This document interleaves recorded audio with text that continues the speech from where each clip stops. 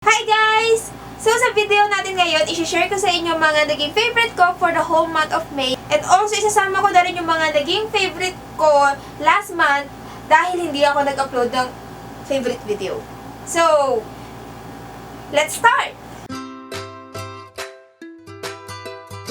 Nga pala guys, kung bago kayo dito sa channel ko, hi, I'm Abby. I upload videos every week, so subscribe na kayo para palagi nyo makita kung may mga bago upload ako na videos. So yung mga videos ko more on kakikayan stuff na proudly Pinay. And also, huwag nyo kalimutan na i-thumbs up itong video na to para mag-upload pa ako ng maraming favorite video.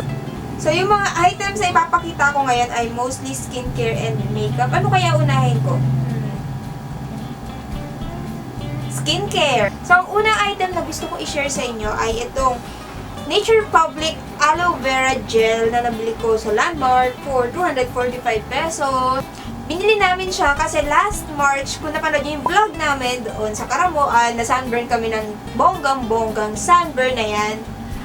Ang nangyari, so, si RJ sobrang hapde. Diba?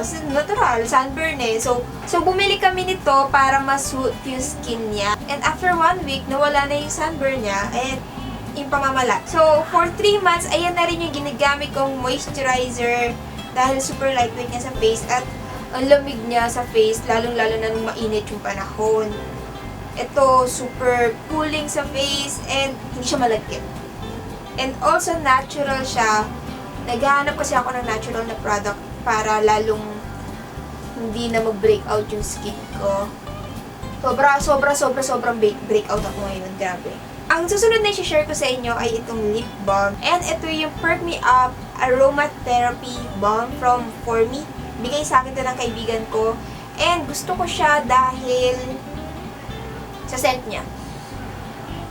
And also, very moisturizing din siya sa lips. Pero gusto ko talaga siya dahil sa scent niya.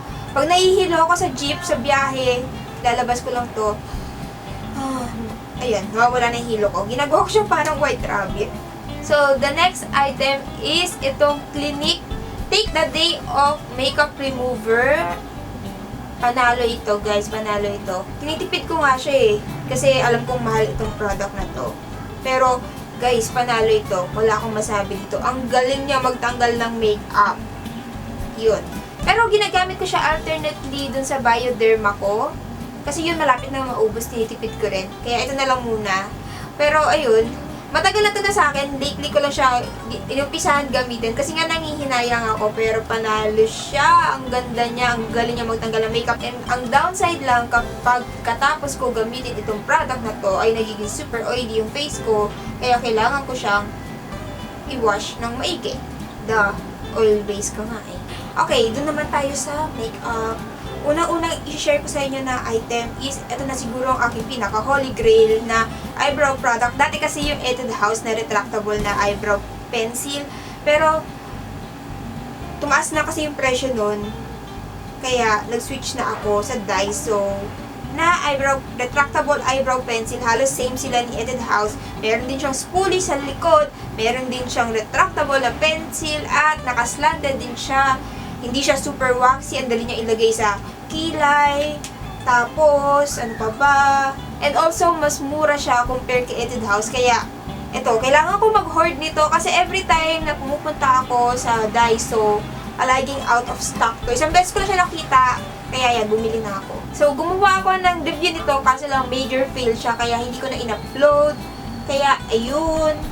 Next item, guys, kung naghahanap kayo ng local na BB cream na maganda, try nyo ito. BBholic Everyday BB Cream from iWhite. Meron siyang dalawang shade which is medyo nakakalungkot kasi dalawa lang yung shade niya, light and something. Kalimutan ko na. Also, isang downside, medyo hindi ganun kag-pack ang kanyang coverage, hindi ganun kaganda. Pero for everyday, di ba, why not? Ayaw nyo naman siguro na everyday, plakado yung ano nyo, yung makeup nyo. Sa akin, okay lang na na lumalabas yung mga tigyawat ko para pag may event ako pupuntahan, bongga ang itsura ko, di ba?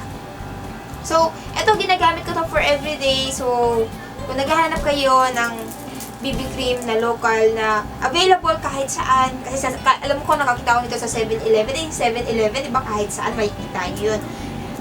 Try nyo to. So, ito guys.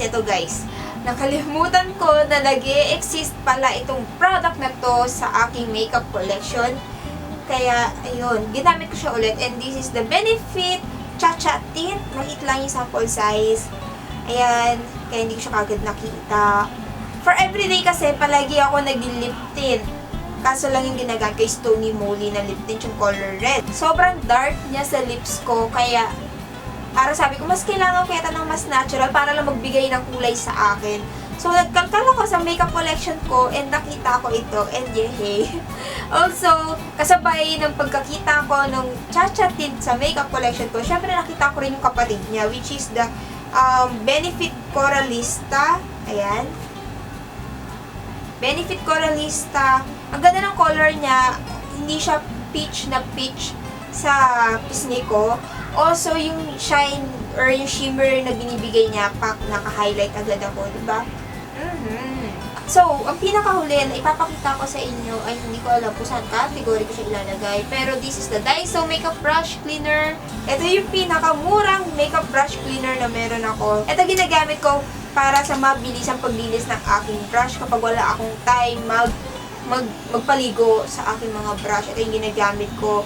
And so far, ginagawa naman niya yung dapat niyong gawin, linisin yung brush ko, and mabango siya. Kaya, I super like this. So, yun na ang pinakahuli sa aking favorites. At ito na rin ang ending ng aking video. So, I hope nag-enjoy kayo, and sana makita ko kayo ulit next time. And sana mag-comment kayo sa baba kung ano yung mga naging favorite niyo for this month. Bye, guys!